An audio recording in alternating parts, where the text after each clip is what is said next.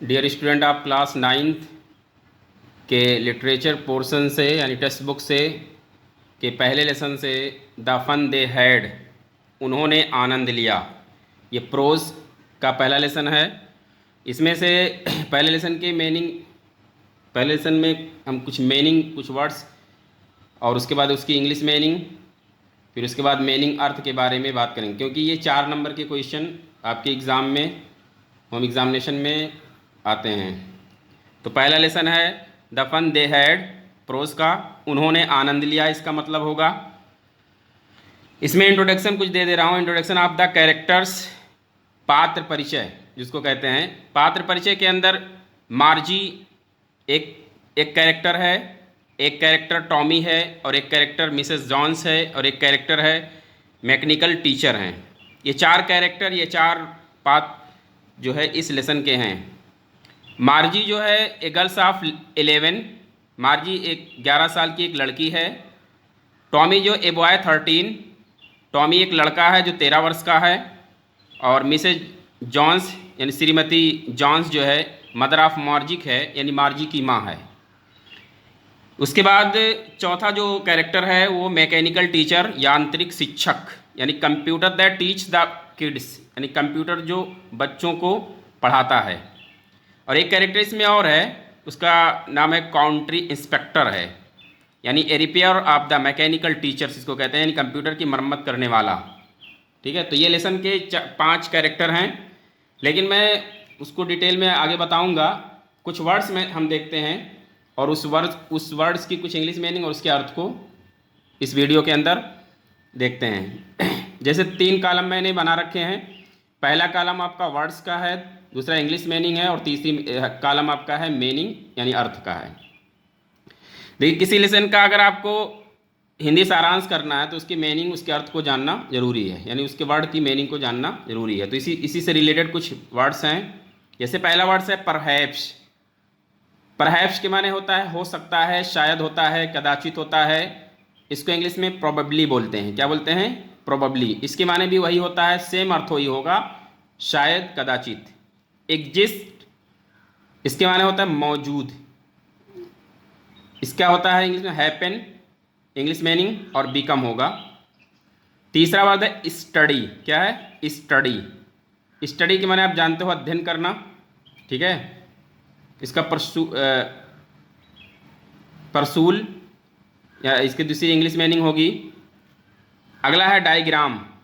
Diagram जानते हो, जैसे बॉयज़ जो है ज़्यादातर मैथमेटिक्स वगैरह पढ़ते हैं तो उसमें डायग्राम वगैरह बनाया जाता है, या फिजिक्स पढ़ते हो तो उसी वही चीज़ है। डायग्राम के माने होता है आरेख, जिसको ग्राफ और चार्ट भी बोलते हैं। दूसरा वर्ड है ग्राफ और कामा चार्ट। इसके माने दोनों के सबकी क्या हो जाएगा? आरेख। बिलो है, बिलो के माने होता है नीचे। इसका इंग्लिश मीनिंग है डाउन, बीनीथ। इन दोनों के माने भी नीचे होता है। उसके बाद अगला वर्ड है बिलो। इसके बिलो यानी डाउन, बीनीथ, नीचे। अगला है पेयर्स। पेयर्स मीन्स क्या होता है? जोड़े। A set of 2 things, a set of 2 things, यानी किसी चीज़ के दो। डिस्कस के माने। उसके बाद नेक्स्ट मीनिंग है थिंग्स, लगेज, चीज़ें, वस्तुएं। जानते हो ना, थिंग्स, लगेज, चीज़ें, वस्तुएं। आप अगर टेक्स्ट बुक सभी बच्चों से मेरा वो है कि सभी लोग आप अपनी टेक्स्ट बुक खरीद लीजिए। अगला है डायरी। डायरी के माने होता है डायरी या दैनिकी जिसको कहते हैं, रिमाइंडर, जर्नल होता है। उसमें जैसे डायरी होता है ना, एक डायरी बनी होती है, उसमें डेली की जो कोई काम वगैरह को करते हैं तो उसमें नोट करते रहते हैं, उसको दैनिकी या डायरी भी कहते हैं। अगला है नेक्स्ट वर्ड है ऑन द पेज, हेडेड। इसका इंग्लिश वर्ड हो जाएगा ऑन द पेजेज टाइटल्ड, यानी पेज का नेतृत्व किया, पेज का नेतृत्व किया। नेक्स्ट है रियल। रियल का क्या हो जाएगा? एक्चुअल, है ना, रियल, एक्चुअल, असली, वास्तविक, सच्चाई, क्या वास्तविक, क्या असली चीज़ है। उसके बाद अगला वर्ड है क्रिंकली के माने होता है विद मेनी फोल्ड्स। ये दूसरा वर्ड है, कई सतहों या तहों वाला, कई सतह वाला या कई तह वाला। ठीक। अगला वर्ड है अवेफुली या फनी, या इसको बोलते हैं फियरफुली मॉकिंग ये दूसरी इंग्लिश वर्ड है, यानी भयंकर परिहासपूर्ण। वाट ए नेक्स्ट मीनिंग है वाट ए वेस्ट, यानी इट इज़ वेरी यूजलेस। इस दूसरा वर्ड हो जाएगा इट इज़ वेरी यूजलेस, यानी कितना व्यर्थकार। वाट ए वेस्ट माने कितना व्यर्थकार, और इट इज़ वेरी यूजलेस इसका दूसरा वर्ड है, इसके माने भी वही कितना व्यर्थकार है। फिर नेक्स्ट वर्ड है थ्रो अवे। क्या है? Throw away. इसका दूसरा वर्ड इंग्लिश मीनिंग में टू रिस्पेक्ट या रिजेक्ट।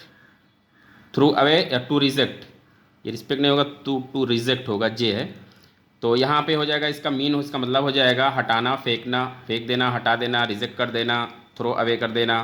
थ्रो अवे माने भी कोई चीज़ बेकार होती है उसको हटा दिया जाता है या फेंक दिया जाता है। वाट अ वेस्ट, इसकी इंग्लिश मीनिंग में इट इज़ वेरी यूजलेस, कितना व्यर्थकार है, कितना बेकार का कार्य है, इसको बोलते हैं what a waste, it is very useless. Next meaning है गेस। गेस का दूसरा वर्ड क्या हो जाता है इंग्लिश वर्ड? आइडिया।